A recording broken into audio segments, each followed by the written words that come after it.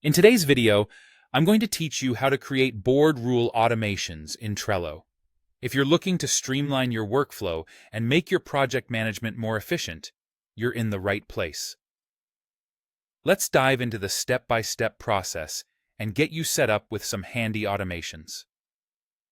First, open your web browser and head over to Trello. If you're not already logged in, take a moment to enter your credentials and sign into your account.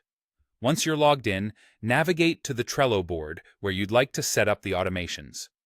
This is where all the action will happen. Now, look for the Automation section within your board. You can typically find this in the board's menu or perhaps even in the toolbar, depending on the layout and version of Trello you are using. This section is where you'll set the rules that will help automate routine tasks and save you time.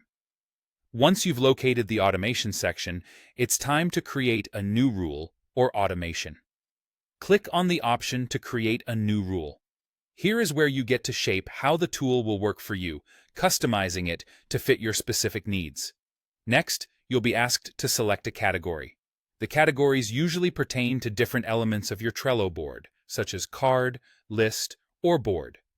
Select the category that aligns with your goal. For instance, if you want an automation to occur every time a card is added to a list, you'd choose Card.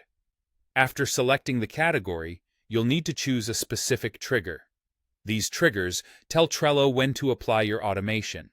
Examples of triggers include when a card is added to a list, when a card is moved to a specific list, when a due date is reached, or when a card is added to a board.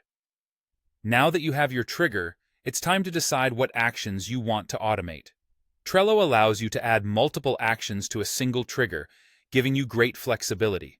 For example, you might want to move a card to a different list, add a due date, apply a label to the card, assign a member, or even archive the card.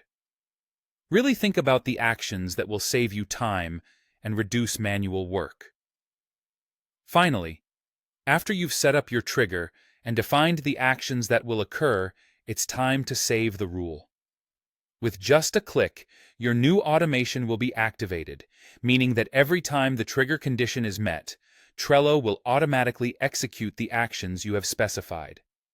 And there you have it, a seamless way to create board rule automations in Trello. By following these simple steps, you'll add efficiency to your workflow and focus more on what truly needs your attention. Thanks for watching, and I hope this has been helpful.